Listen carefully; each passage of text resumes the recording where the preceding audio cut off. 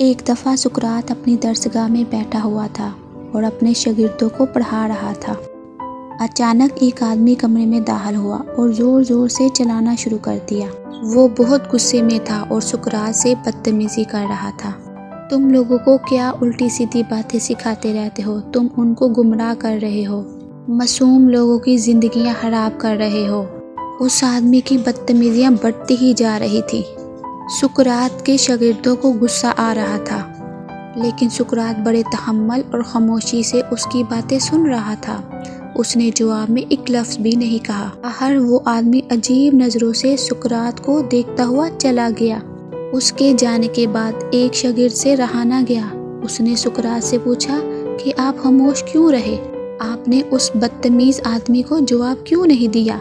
सुकरात ने मुस्कुराते हुए सवाल किया, अगर कोई आपके लिए तोहफ़ा लेकर आए और आप उसे कबूल ना करें तो वो फिर तोहफ़ा किसका हुआ? शागिर्द ने कहा, वो तोहफ़ा लाने वाले को अपने साथ वापस लेकर जाना होगा। वो तोहफ़ा उसी का रहेगा जो उसे लेकर आया था।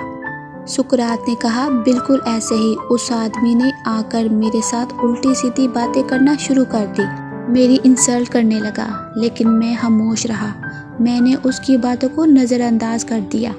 मैंने उसकी बातों का कोई जवाब नहीं दिया, मतलब मैंने उसकी बातों को कबूल ही नहीं किया। आखिर वो आदमी शर्मिंदा होकर वापस चला गया और वो सारी फजूल बातें जो उस आदमी ने की थी वो उन्हें अपने साथ वापस लेकर गया है। इसलिए आप उस आदमी की बात छोड़ दें और अपनी पढ़ाई पर ध्यान दें।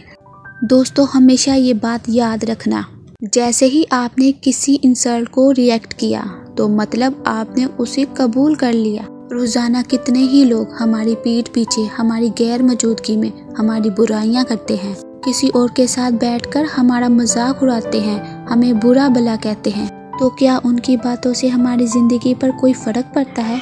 क्या हमें गुस्सा आता है? हमें कोई फ़र्क नहीं पड़ता, क्योंकि हम उनकी बातें सुन ही नहीं पाते।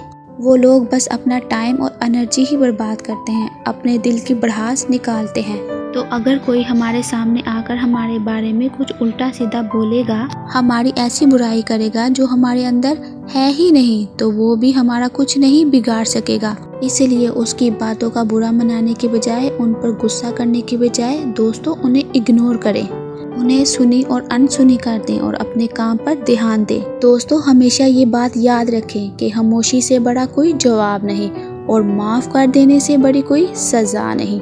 अगर आप गली में से गुजर रहे हैं और किसी कुत्ते ने भौंकना शुरू कर दिया है तो उसे नज़रअंदाज करके खामोशी से गुजर जाना ही बेहतर है।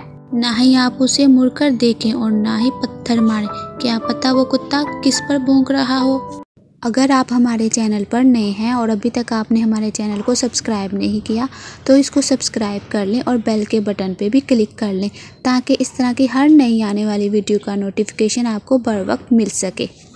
और दोस्तों, बढ़ते रहें बस मंजिलों की ओर, और कुछ नहीं, तजर्बा तो नया होगा।